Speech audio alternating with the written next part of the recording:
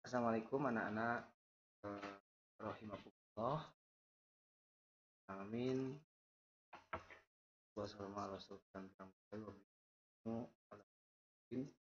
wabarakatuh.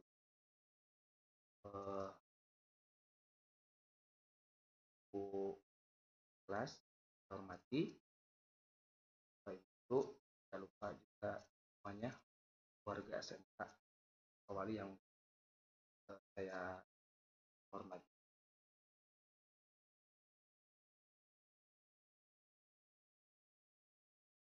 Mari kita terlebih dahulu baca surat Al-Baqarah ayat 185 belum mempelajari tentang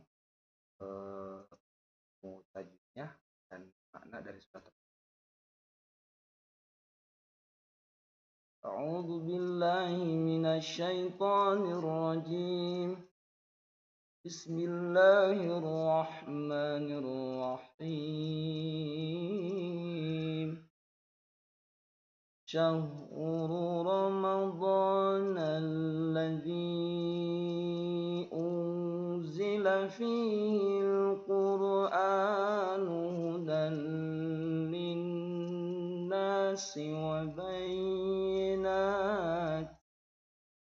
وبينات من الهدى والفرقان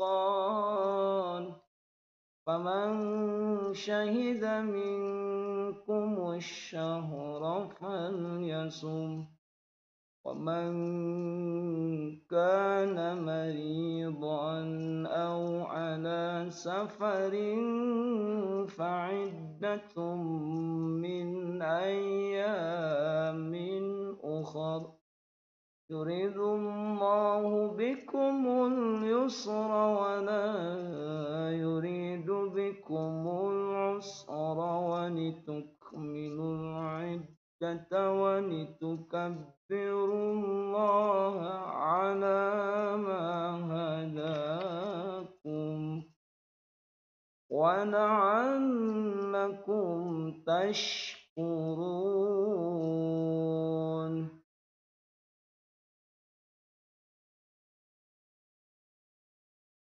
Shadaqallahul azim.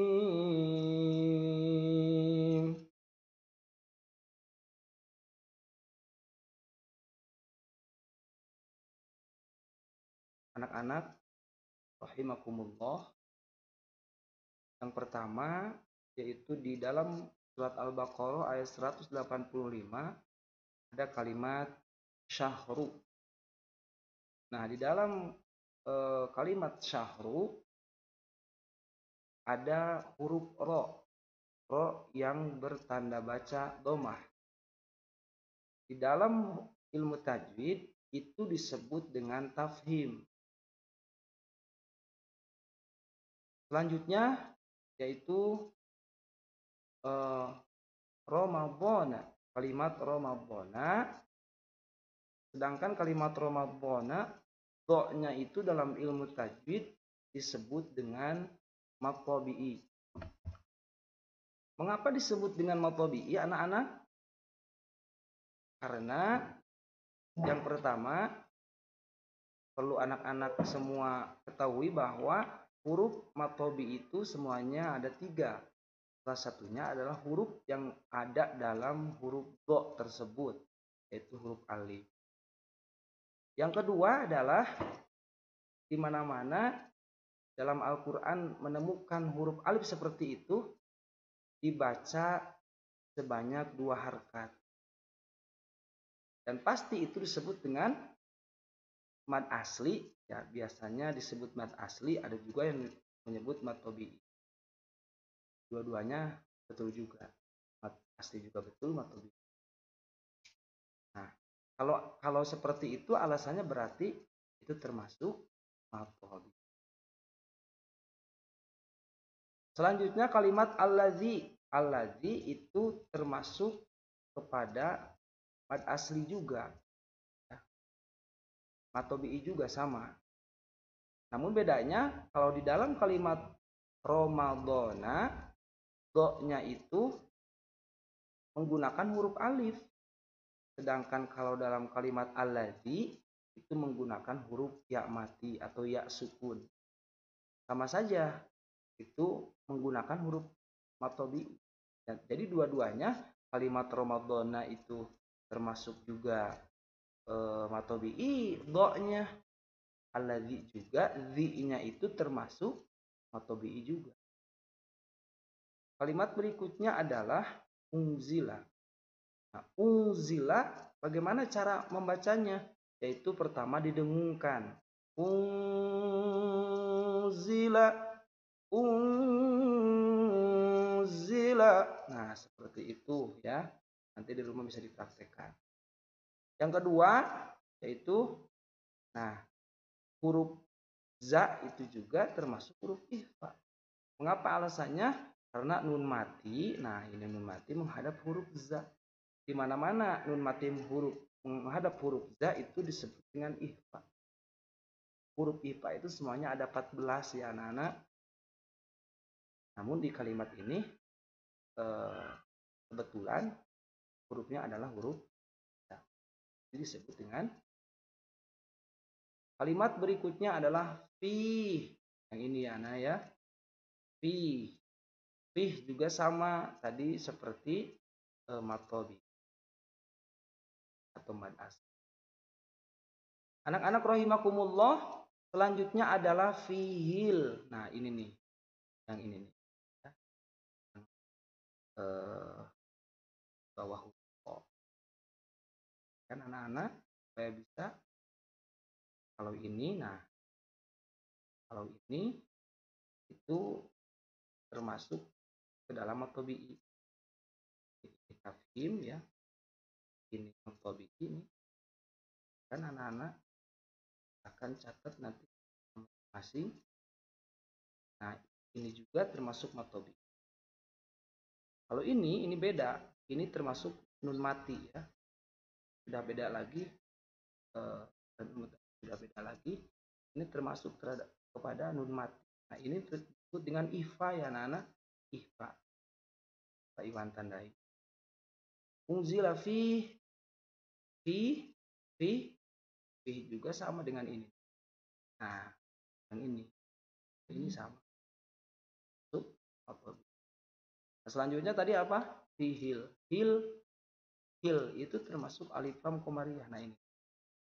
Alif lam komariah itu tandanya ada tanda baca apa? Tanda baca sukun. Nah,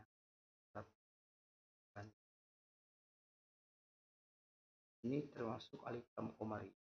Ada tanda baca sukun. Tanda baca di koma lah. Nah, kalau misalnya di atas huruf la ada tanda baca seperti ini, seperti huruf u begitu. Nah, itu termasuk apa anak-anak? Termasuk apa? Alif lam komari.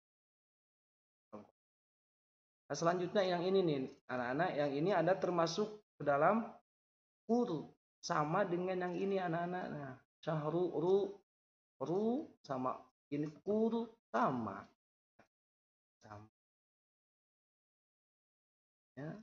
Kalau ini, nah kalau ini idgham biguna ya. Idgham biguna ini ke belakang belum ada. Udah ini termasuk idgham biguna. Ya. Kalau ini termasuk idgham biguna juga. Ini termasuk matobi'i. Nah, ini matobi'i anak-anak ya. Tandanya beda. Kalau tadi ini ya, dan ada juga matobi'inya banyak anak-anak ya di sini. Idgham biguna dan kesininya matobi. Selanjutnya yaitu kalimat berikutnya famang. Nah, ini juga ifa sama yang samping kanan sini. Syahida minkum juga ifa juga ya. Ifa sapawi, maaf idhar sapawi, umi mati ini mana anak? Sama ini Ahmad Alidri syuk. Nah, itu seputar tahsin Quran tentang ilmu tajwid dari surat Al-Baqarah ayat 180. A'udzu billahi minasyaitonir rajim. Aku berlindung kepada Allah dari godaan setan yang terkutuk. Bismillahirrahmanirrahim. Dengan menyebut nama Allah yang Maha Pemurah lagi Maha Penyayang. Beberapa hari yang ditentukan itu ialah bulan Ramadan. Bulan yang di dalamnya diturunkan Al-Quran sebagai petunjuk bagi manusia dan penjelasan-penjelasan mengenai petunjuk itu dan pembeda antara hak yang batil. Karena itu barang siapa di antara kamu hadir di negeri tempat tinggalnya di bulan itu, maka hendaklah ia berpuasa pada bulan itu. Dan barang siapa sakit atau dalam perjalanan lalu ia berbuka, maka wajiblah baginya berpuasa sebanyak hari yang ditinggalkannya itu pada hari-hari yang lain. Allah Subhanahu wa taala menghendaki kemudahan bagimu dan tidak menghendaki kesukaran bagimu. Dan hendaklah kamu mencukupkan bilangannya dan hendaklah kamu mengagungkan Allah atas petunjuknya yang diberikan kepadamu supaya kamu bersyukur.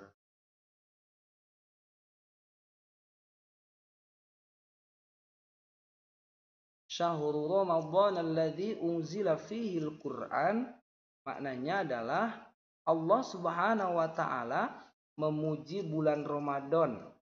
Nah, Allah Subhanahu wa taala sangat memuji bulan Ramadan ini daripada bulan-bulan yang lain. Mengapa? Karena di bulan Ramadan itu diturunkan Al-Qur'an. Hudal linnasi wa bayyinatin minal huda wal furqan.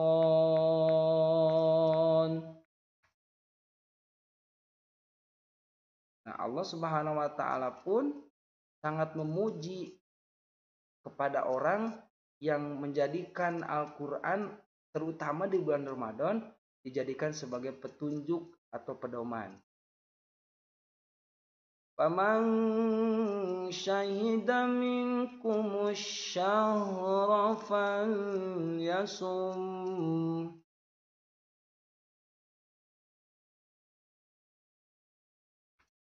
Maknanya adalah wajib bagi orang yang sedang sehat untuk berpuasa di bulan Ramadan. Wa man kana maridan aw ala safarin fa'iddatum min ayyamin ukhar. Nah, kalimat ini maknanya adalah memperjelas dari kalimat sebelumnya, yaitu orang yang sehat itu wajib berpuasa, sedangkan orang yang sedang sakit dan sedang ada dalam perjalanan itu boleh tidak berpuasa. Yuridullahu bikumul yusra wa la yuridu bikumul usra. Maknanya adalah Allah Subhanahu wa taala memberikan keringanan bagi orang yang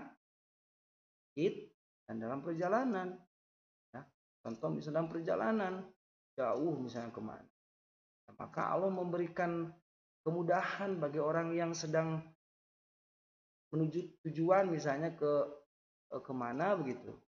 Nah, itu boleh kalau misalnya perjalanannya jauh, boleh berbuka, boleh tidak puasa. Nah, itu makna dari kalimat yuridullahu bikumul yusra. Berarti boleh karena ada ayat berikutnya. Melanjutkan ayat sebelumnya. Boleh yang sakit dan yang dalam perjalanan boleh tidak berpuasa. Yaitu dengan catatan min ayyamin ukhar, mengganti dalam hari-hari yang lain. Selanjutnya yaitu anak-anak rahimakumullah, kalimatnya adalah walitukmilul iddata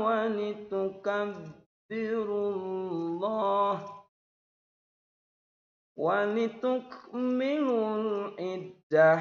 Nah, kalimat ini maknanya adalah Allah Subhanahu wa taala pun selain orang yang sakit dan dalam perjalanan, orang yang sedang iddah ataupun yang lainnya ya, misalnya perempuan lah, ibu-ibu ya, ibu bapak, maaf ibu guru ya, misalnya sedang sedang mengandung ya, sedang berhalangan dan sebagainya, itu termasuknya di sini nih. Nah, ke sini. Itu boleh atau tidak berpuasa? Maksudnya boleh buka atau tidak? Boleh tidak berpuasa. Itu termasuk kepada ini. Tapi dengan cara min ayyamin ukhar. Nah, kalimat berikutnya adalah walitukabbirullaha ala ma hadakum wa la'allakum tashkurun. Maknanya adalah Allah sangat, kalau kalimat yang sebelumnya Allah sangat memuji kepada orang yang menjadikan Al-Quran sebagai petunjuk ya dan sebagainya. Kalau ini adalah Allah sangat memuji bagi orang yang mengucapkan lafaz tahlil, tahmid, tasbih dan sebagainya, ingat Allah, taat kepada Allah. Maka termasuk wala'allakum tashkurun, termasuk kepada orang yang itu mungkin anak-anak ya kelas 10 dan kelas 11 ya, mohon maaf ya atas segala kekurangannya. Terima kasih atas perhatiannya. Mudah-mudahan apa yang disampaikan ayat 185 surat Al-Baqarah itu kita bisa mengaplikasikannya dalam kehidupan sehari-hari, yaitu menjadi orang yang taat kepada Allah, melaksanakan puasa Ramadan, membaca Al-Quran di bulan Ramadan, dan juga menjadi orang yang bersyukur. Terima kasih, Nana. Assalamualaikum warahmatullahi wabarakatuh.